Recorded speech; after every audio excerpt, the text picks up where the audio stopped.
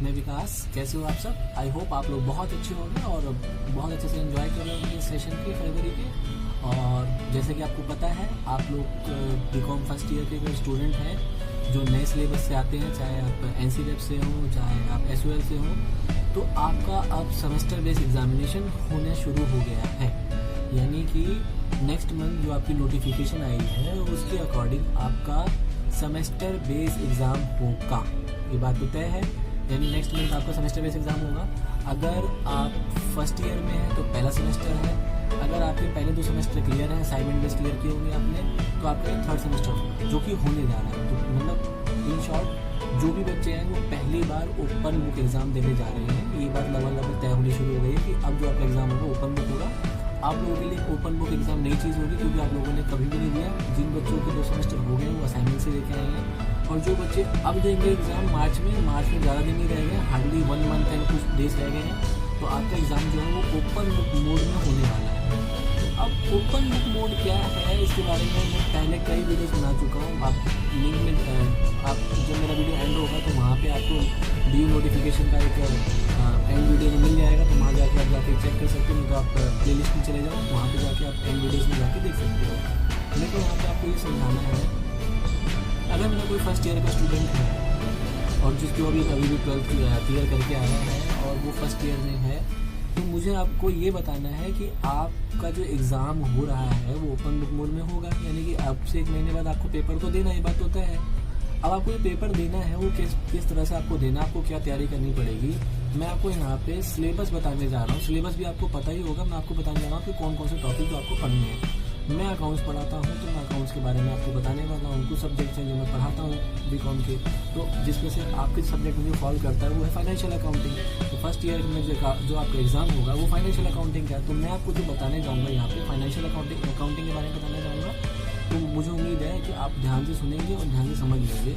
और मैं 1 मंथ का फुल कोर्स का एक बैच चला रहा हूँ, तो जो ऑनलाइन होगा, जिसको भी ज्वाइन करना है वो ज्वाइन कर सकता है। अगर किसी को ऑफलाइन लेना है तो मुझे आप डिस्क्रिप्शन में मेरा नंबर रहता है, वहाँ पे आप मुझे मैसेज कर दीजिए, व्हाट्सएप पे कॉल करना है तो कॉल कर दीजिए। और वो बहुत सफिशिएंट, बहुत नॉमिनल कॉस्ट में वो बैच लेने जा रहा हूँ, जिसकी क्लासेस लगभग 6 डेज में वीक होने वाली है, और मैं आपको इंपॉर्टेंट टॉपिक कवर कराने वाला हूँ। तो जो भी इंटरेस्टेड होगा, इस वीडियो को आपको सबको शेयर करना है। जो भी इंटरेस्टेड होगा वो मुझे आप व्हाट्सएप पे मैसेज कर सकते हो। मैं आपकी ऑनलाइन क्लासेस दूँगा। क्लासेस हर मोड पे, जूम पे लेना है जूम पे कर लेंगे, गूगल मीट और अलग अलग प्लेटफॉर्म पे है।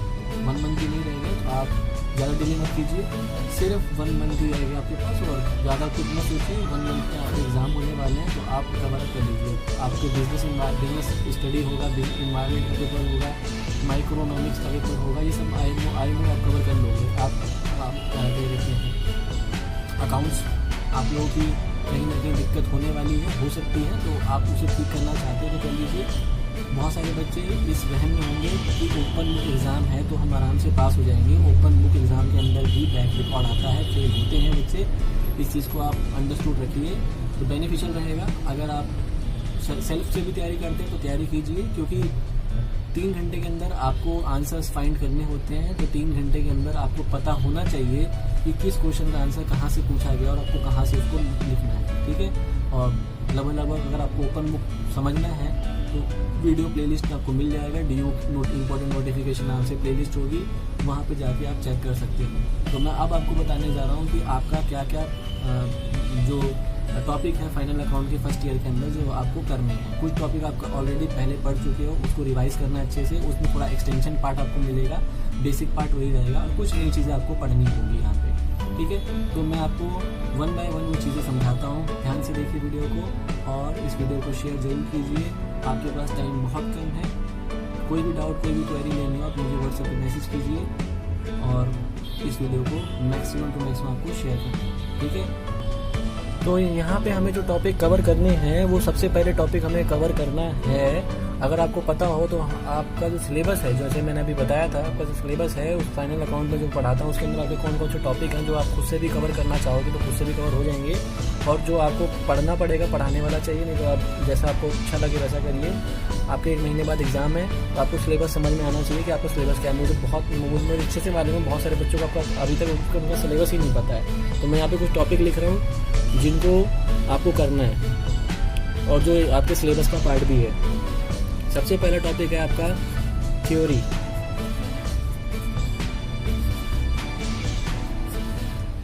थ्योरी के अंदर अकाउंट क्या है, टाइप या आपका type cash basis, accrual basis, है ना, concepts, money measurement, business entity, ये सब यहाँ पे आ जाएगा। आपकी 11th क्लास की बुक में होगा ये सब टॉपिक, वहाँ से आप कवर कर सकते हो, या फिर आपके पास जो भी रिस्पेक्टिव बुक होगी आप उससे कवर कीजिए। दूसरा टॉपिक है आपका यहाँ पे फाइनल अकाउंट। ये आपने 11th क्लास में अच्छे से पढ़ा होगा, ये टॉपिक है आपका यहाँ पे। तीसरा टॉपिक है आपका यहाँ पे डेप्रीशिएशन। डेप्रीशिएशन, स्ट्रेट लाइन,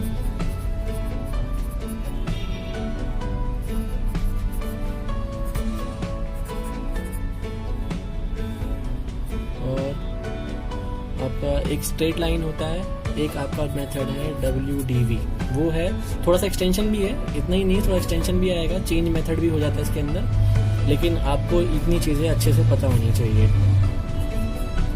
चौथा टॉपिक है आपका LIFO, FIFO, वेटेड एवरेज। ये तीन ये कॉस्ट अकाउंटिंग के टॉपिक होते हैं, जिसको आप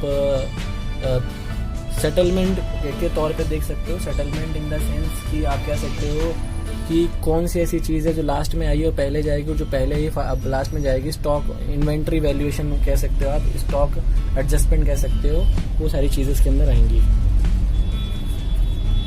उसके बाद NPO, 6th नंबर पे आपका आएगा हायर परचेज।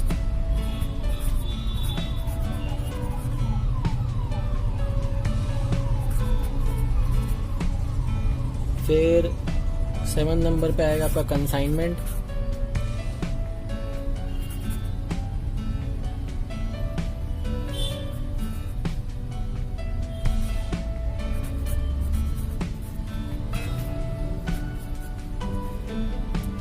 आपका कंसाइनमेंट हो गया। और उसके बाद 8th नंबर पे आपका आएगा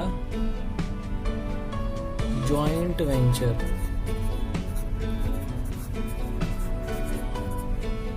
और 9th नंबर पे आपका आएगा इनलैंड ब्रांच। और 10th नंबर पे आएगा डिसोल्यूशन।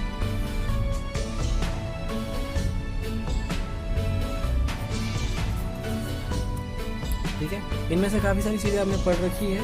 अगर मैं बताऊं तो आपको काफ़ी सारी चीज़ों के बारे में पता है, जानते भी हो, लेकिन ये आपका सिलेबस है जो आपको पता होना चाहिए। ये आपका सिलेबस है जो आपको पता होना चाहिए, और काफ़ी सारी चीज़ें इनमें से आप पढ़ भी चुके हो। जैसे कि अगर मैं बात करूं तो बेसिक थ्योरी ऑफ अकाउंटिंग आपको आती होगी, फाइनल अकाउंट आपको आता होगा, डेप्रिसिएशन आपको आता होगा, और NPO आपको आता होगा, डिसोल्यूशन आपको आता होगा। आपको जो नई चीज़ें पढ़नी है वो आपको पढ़नी है LIFO, FIFO, वेटेड एवरेज आपको पढ़ना है, hire purchase, consignment, joint venture, inland branch. ये कुछ चीज़ें हैं जो आपको नए चैप्टर हैं जो आपको पढ़ने हैं, और बाकी ऑलरेडी आपने पहले से कवर कर रखे हैं। तो मुझे उम्मीद है कि आपको आपका सिलेबस पता लग गया होगा। लिखा तो वैसे भी सिलेबस तो वैसे भी आपको दिया गया था, लेकिन मुझे मालूम है कि आप लोगों को ठीक से नहीं पता होगा, तो मैं चाह रहा था एक बार आपको ठीक से बता दूं, तो मैंने आपको एक बार बता दिया। तो ये आपके सिलेबस हैं, 10 कंटेंट हैं जो आपको पढ़ने हैं, और 1 महीना आपके पास बचा हुआ है आपके एग्ज़ाम के लिए। आप तय कीजिए कि आपको कैसे तैयारी करनी है। ठीक है, चलिए जी, बाय बाय।